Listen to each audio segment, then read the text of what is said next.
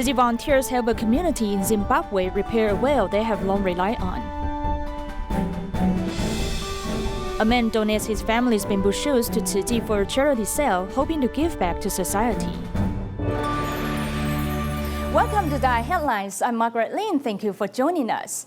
Many places in Zimbabwe were in serious shortage of water, causing many wells that local residents had long relied on to lack water. Besides providing building materials, Tzu Chi volunteers also invited local volunteers and residents to help repair their walls.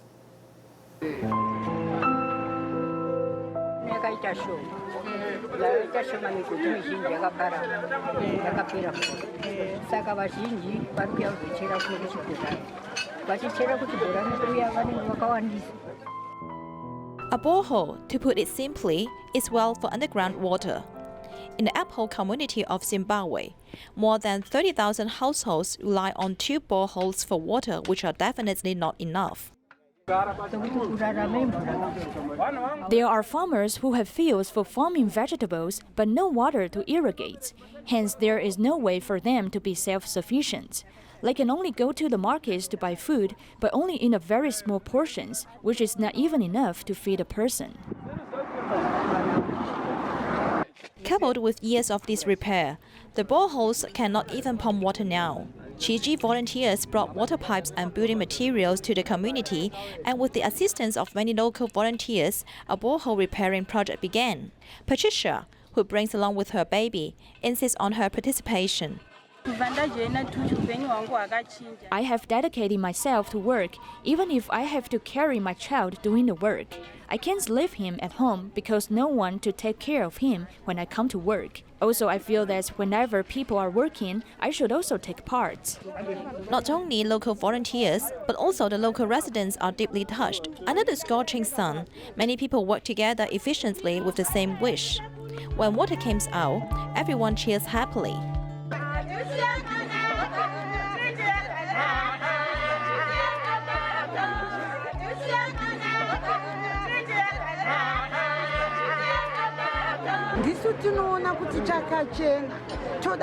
We are living a very difficult life. We are suffering from no water and no food. So we really thank you for fixing the boreholes.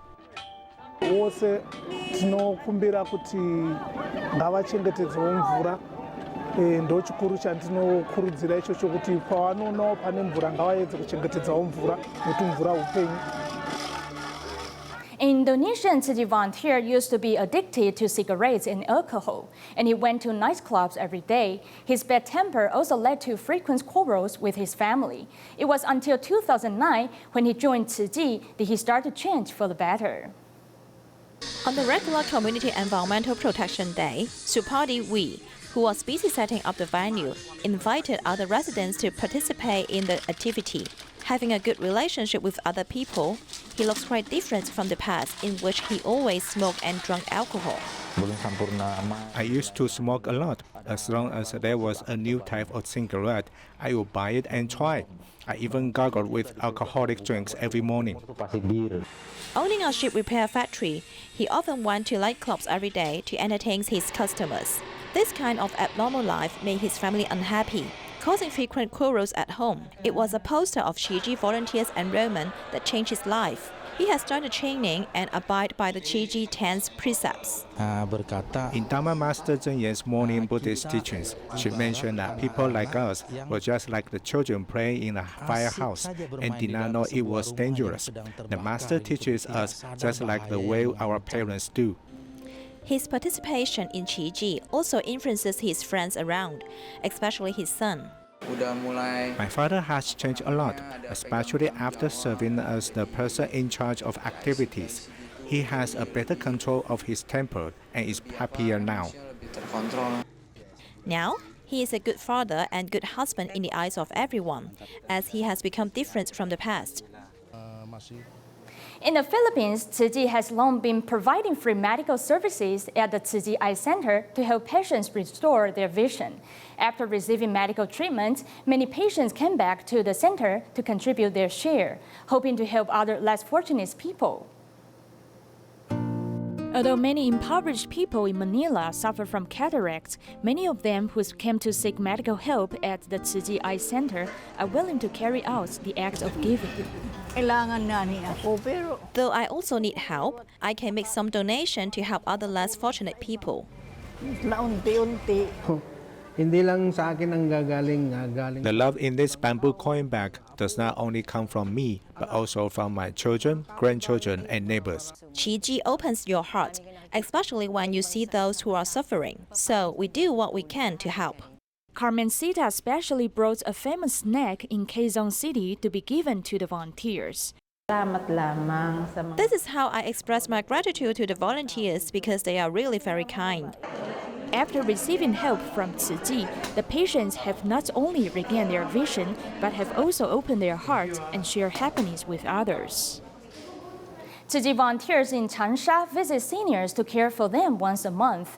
As the monthly visits, many young people go along with their family to provide volunteer services. I'm quite blessed because my grandma is so healthy. Some of the old people here have mobility issues. They need to sit in the wheelchairs and require people to move them around. So my grandmother is really very healthy. I need to treat her better. The grandmother to whom Tian Ziyan is talking about is actually not her own grandmother. Since she often fell ill in her childhood, she was abandoned by her family. Chen Shuifeng, who is a kind but impoverished lady, adopted her. Later, Tian Ziyan met Tzu Chi by chance and continued her study with the help of Tzu Chi volunteers. Tzu Chi is very good. Tzu Chi's sisters are very considerate. It is the first time for me to join the activity to care for the elderly, and I'm deeply impressed by this. I will continue to do this.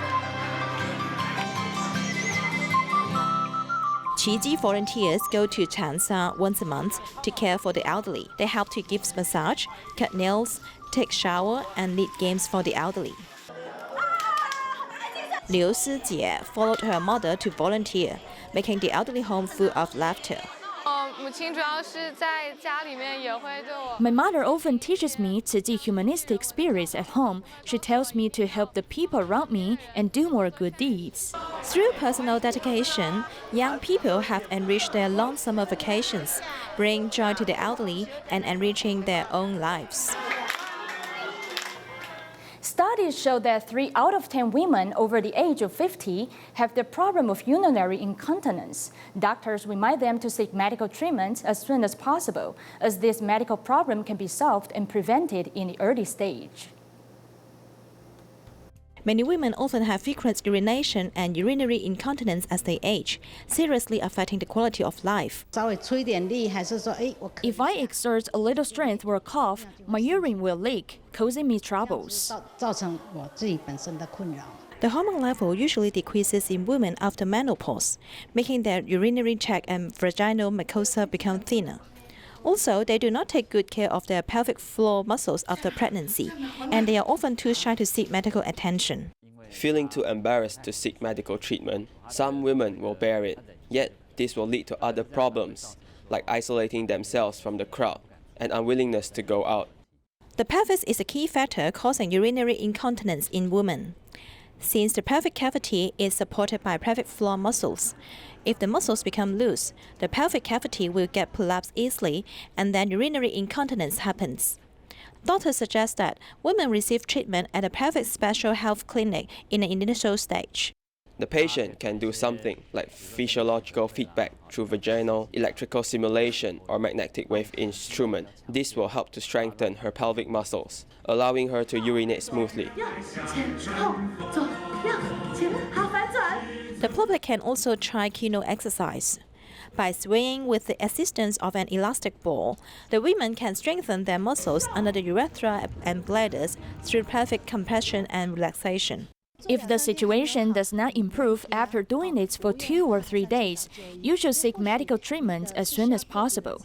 Maybe you need individual guidance, just like some people with allergies, sneezing or coughing, etc. The pelvis needs to be well protected. You must firstly shrink your muscles before sneezing or coughing. Then the pelvis may not be prolapsed. Experts remind the public to drink enough water, go to the toilets regularly without holding urine, maintain good living habits, and exercise regularly. Urinary incontinence can be prevented as it is definitely not a fate of the elderly.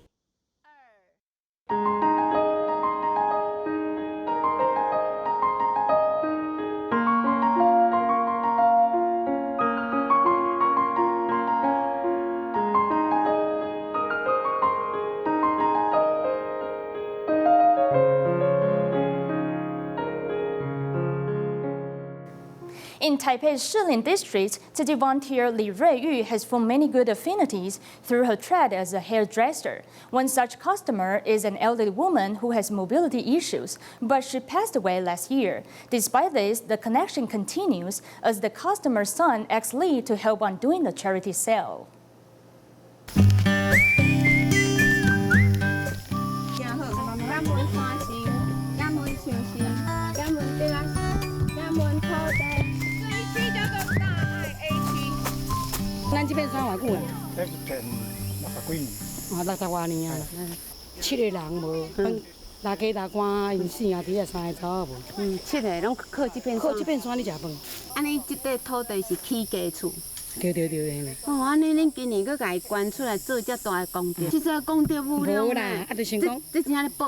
It's labor-intensive harvesting bamboo shoots, but they do it. This kind of bamboo is the best, pretty and delicious. 1. Curved top. 2. Hefty. 3. White in color. These 3 principles and you are set. The third brother would carry the grandmother because my hair salon is on the upper levels, so he would push the wheelchair to the door and then carry her up the stairs to get her hair washed and styled. The grandmother was not able to walk on her own, so the third brother would carry her without complaint.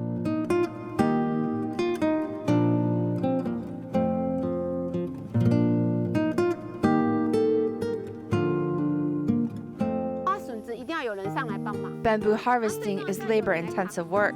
There must be people here to help bring down the bamboo.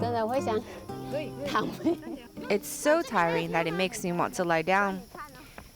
It is so heavy, but I must take a trip down the mountain first because an organic store ordered 30 caddies today.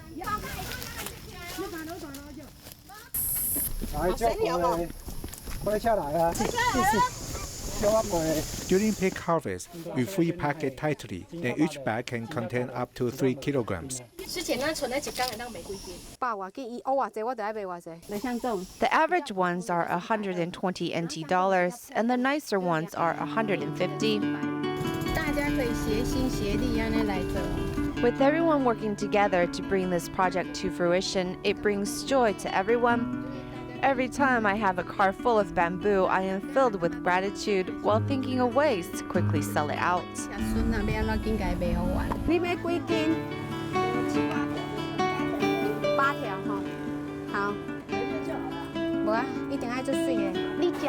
When you eat this, you will experience 3 types of joy. Joy from those who donated the bamboo, your own, and joy of those who you helped. Look at how fortunate you are.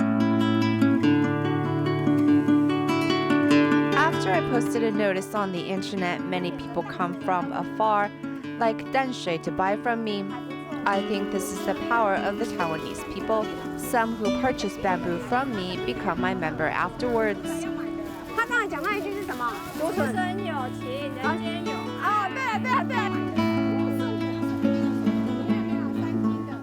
In the aftermath of Kaohsiung gas explosions, Tzu Chi volunteers from all over Taiwan came to disaster areas to help. In our next report, we hear about the stories of 2 of the volunteers. The truck carrying lunchboxes traversed in the gas explosion-affected areas. Wu Kunchen distributed nearly 30,000 lunchboxes within 31 days. In 2006, he joined Tzu Chi because of his wife's invitation. He was always happy to volunteer, but at the end of last year, he passed away due to colorectal cancer. Back then, his daughter received Tzu Chi's certificates from Dharma Master Zheng Yan on his behalf, fulfilling his wish.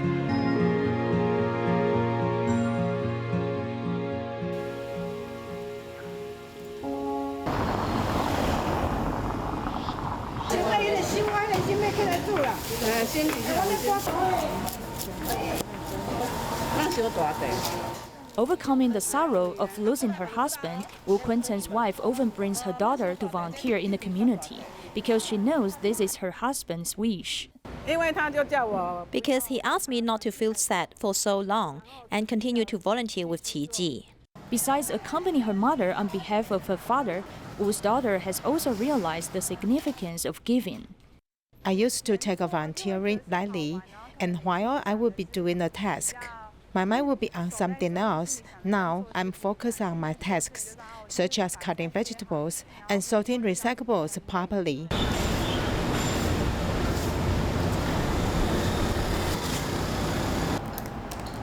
Wu's daughter works in Taipei. Her company permits her to work at home 1 week a month, allowing her to spend more time with her mother.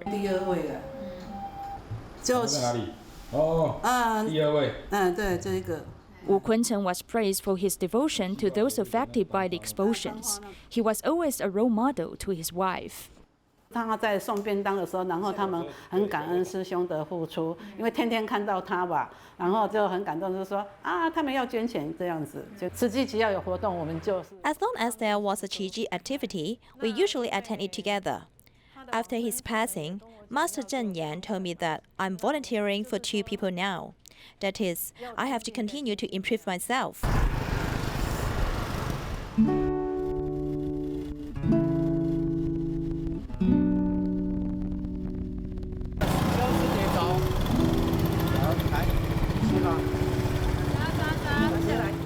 "64-year-old Liu Xixin and his wife have been certified as Tzu Chi volunteers for nearly 20 years.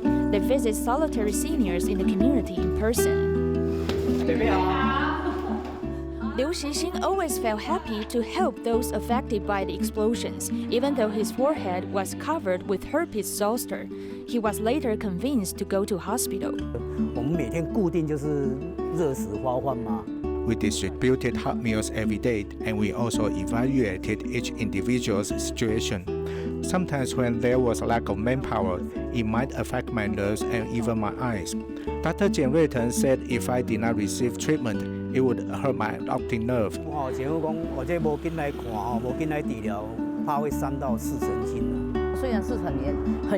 Although it was very serious, thankfully he was fine. I always think that we have to cultivate blessings, just like the Master said. As soon as Liu Xixin was discharged from hospital, he returned to his volunteer position immediately. When I was hospitalized, they came to care for us every day. We feel blessed to volunteer with Tzu Chi, not because we have great virtue, but it's because we have received everyone's care. I will continue to walk the Tzu Chi path and contribute my share. Despite the ruthless nature of disasters, everyone bonds with each other with love. After experiencing the difficult period of life and death, Liu Xixin is more determined to walk the Tzu Chi path. This year marks the 10th anniversary of Typhoon Morakot. The Dai village in Shanling, Kaohsiung that Tzu Chi built for typhoon survivors has now become a demonstration area. Recently, the Council of Indigenous Peoples held a conference with scholars on how to prevent disasters. From the September 21st earthquake to Typhoon Morakot, the disaster prevention seminar clearly shows Tzu Chi's 6 relief plans for disaster survivors. After Typhoon Morakot, we noticed the mountains had been badly damaged, so Tzu Chi carried out some work for people's safety. We also respect the culture of survivors very much. At the Dai village, I saw a phenomenon, which is different races bonding together, and their children interact with each other well. From the past 10 years, the Sanlin Dai village has been working on education and racial harmony. People need to learn and pass down experiences from disaster and reconstruction. From your different positions, you should propose ideas and issues related to reconstruction and also review them. It wasn't easy to help people stay away from the disaster area, but not their town. and to rebuild homes first before helping them find work. When people from abroad came to see this, they felt it was a very good model. When the governments and the private sectors can work together, they can build a better model for disaster prevention and relief work, so people can be well prepared for every disaster. A teacher at the Kedah Tzu Chi kindergarten in Malaysia used different ways to persuade children to go vegetarian. While educating the children about the benefits of a meatless diet, she has also become a vegetarian. 不喜欢吃菜，因为那个菜很苦。 I didn't know what the vegetable planet was, and I ate a lot of meat. Children should have balanced diet, but they do not like vegetables. This is a headache to adults. I'll say in front of them, "Whoa, this vegetable tastes so good." I'll encourage them to eat it.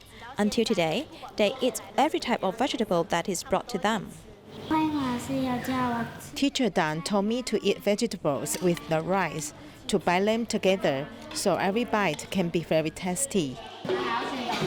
Because of the demand from her job, Tan Hui-yin began to try a vegetarian diet, and over time, she has become a vegetarian too. I encouraged the kids to eat vegetarian meals, but I realized I wasn't a vegetarian. If I wanted the kids to do it, I had to do it too. It would allow them to know that all of us practice the idea together. Having a common goal, the bond between the teacher and the students is closer than ever. When I was 5 years old, teacher Tan taught me what the vegetable planet was. Then I started eating vegetarian meals because they can help me grow and also protect the earth and the animals. When I go to the vegetable planet, I eat vegetarian meals. When I return to the earth, I also eat vegetarian meals, so I won't harm animals. I feel that when we are with the kids, it's important that we have patience and love, because we are just like their mothers. When a mother is with their children, she never feels tired.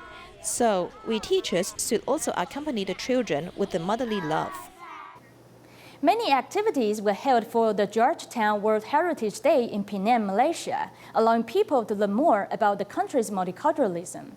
The Penang Tzu Chi Academy also organized a field trip for its students to visit these heritage sites. During the process, the students also learn more about history. This class of students visits temples to learn the culture of Chinese pioneers, go to ancestral temples to learn about their ancestors and where they come from. We discovered that the parents often have forgotten to pass down our traditional culture to our next generation while teaching their children. If this culture and tradition are not passed down further, at one point in time, it will be lost. The Penang Tzu Chi Academy hosts a parent-child activities, where the parents and their children play a treasure hunting game for this class. It also strengthens the bonds between the parents and the children. This parent-child event is very fascinating because it forces us to leave time to spend with our children. Besides that, it also allows them to learn where our ancestors are from and the stories related to our ancestors.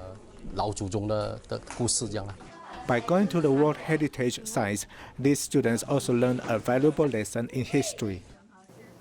Taichung Tzu Chi Nursing Home held a special activity to celebrate Father's Day. Children of the residents seized the chance to wash their father's feet, fulfilling their duty of filial piety. We will leave you with this. Thanks for watching.